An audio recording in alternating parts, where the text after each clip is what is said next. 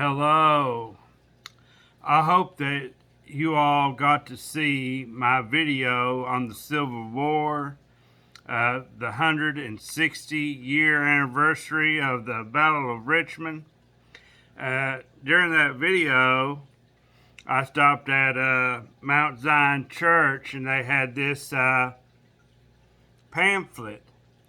And I wanted to go over that in case you wondered what that pamphlet said. So, without further ado, I'm just going to read it to you. The church cared for wounded of both sides. Mount Zion was in the midst of the Civil War battle. And it has a picture.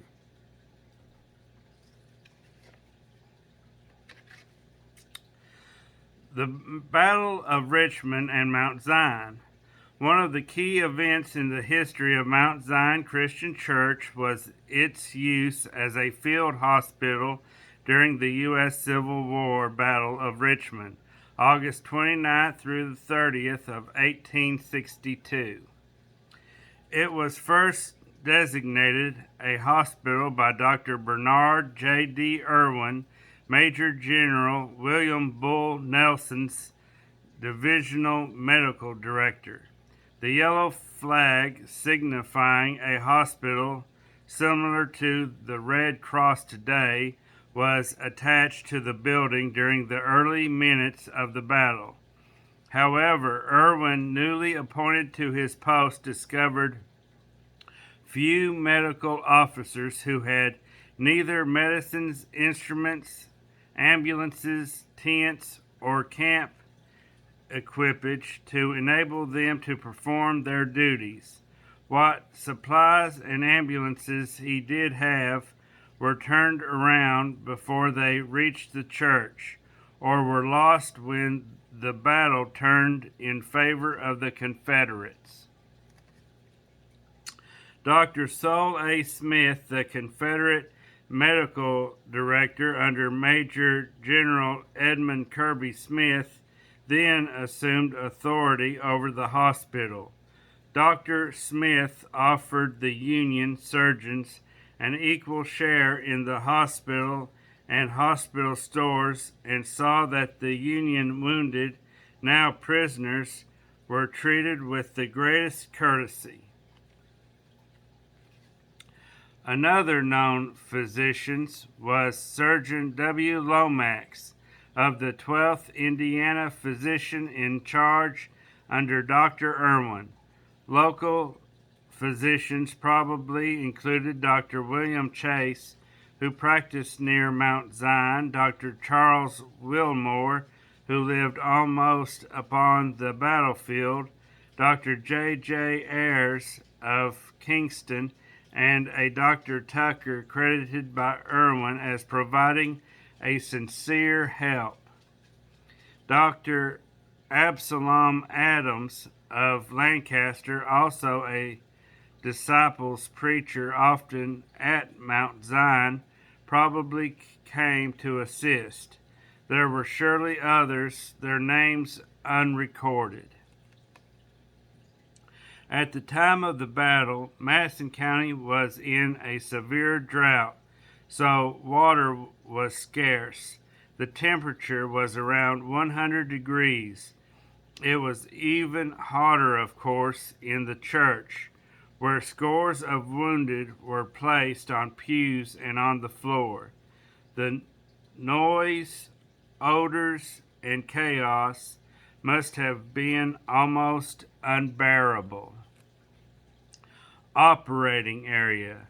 The brown wall around the altar had not been built then, and there was a back door. A makeshift operating area was placed near the door and an open window. As one enters the front door of the church, this area is to the left and at the far end of the aisle. Arms and legs were amputated there.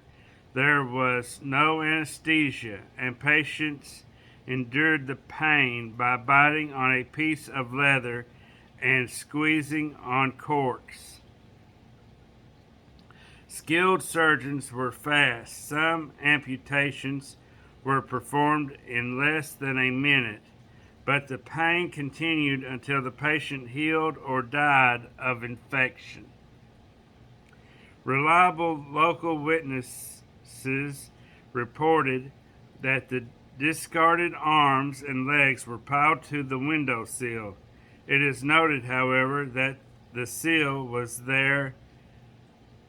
3 feet closer to the ground then, as the area around the church was graded when the basement was built under the church in 1961. The building has a scar from a cannonball in the brickwork high up between the third and fourth windows on the south side towards the back of the church. This probably happened as the gunners were seeking the range of their guns and was not deliberate. The response of the church. There is no formal record of all those members who assisted the wounded at the church. It is known that Mrs. James Todd was one of the nurses. Another was Dr. Wilmore's wife, Margaret, who dressed wounds and later opened her house as a hospital for 19 men. After he and other church men had buried the dead until after dark, her father, Elder John W. Parks, took 14 wounded men into his home, 8 Confederate and 6 Union soldiers, where 2 remained for 3 months. Other women from Mount Zion brought soup, fresh meat, vegetables, milk, fruit, and bread, as long as there were men who needed it.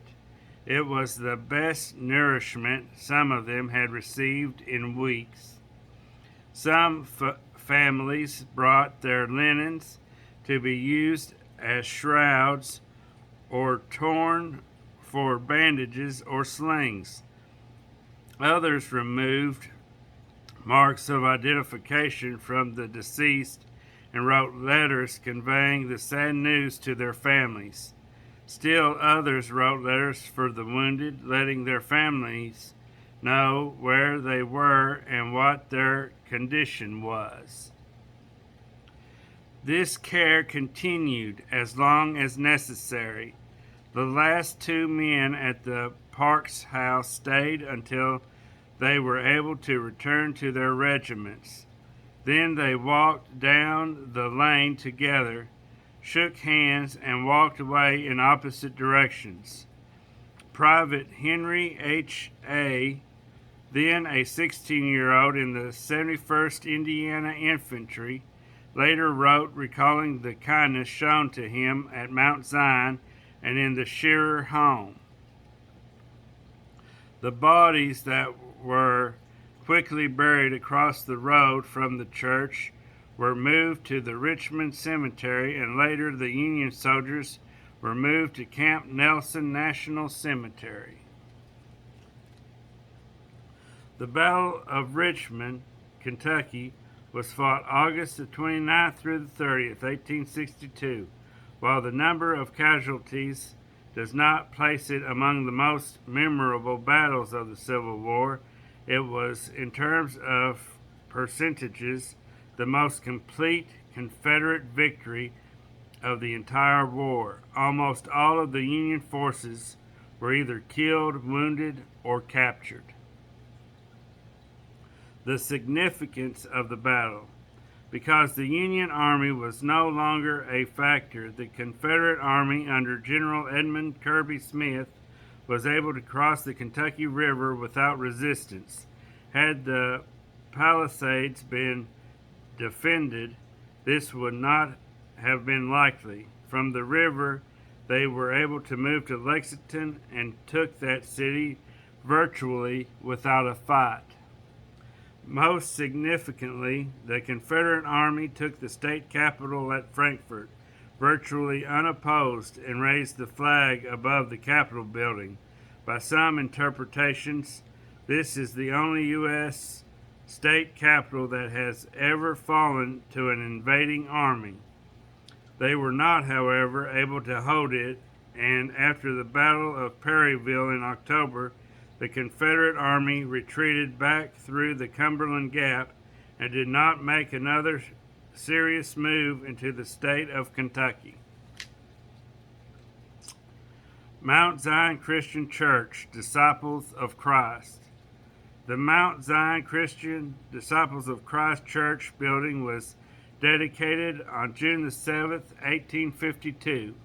At the time, both the membership and the size of the building were among the largest in the county. Many of the best-known leaders of the Disciples of Christ movement preached here in the early days, including John Rogers, Alexander Campbell, and J.T. Johnson. It was built among a grove of huge old-growth trees, as evidenced by the stumps and roots found when the basement was dug in 1961.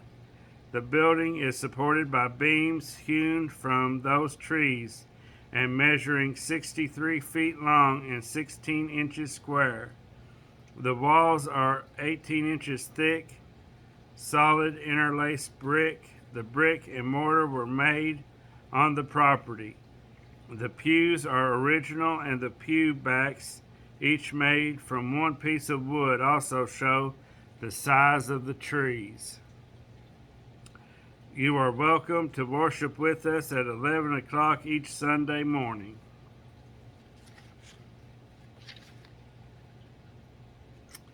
So right here's a picture of the yellow flag that they put in the brochure. And here's another picture on the brochure. But I think that right there might just be from a reenactment.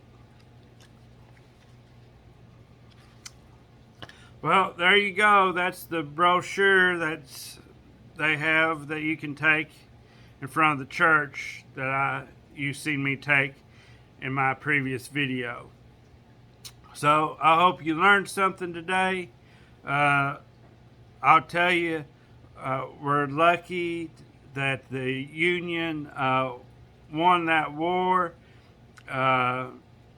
because the Confederates put up a good fight.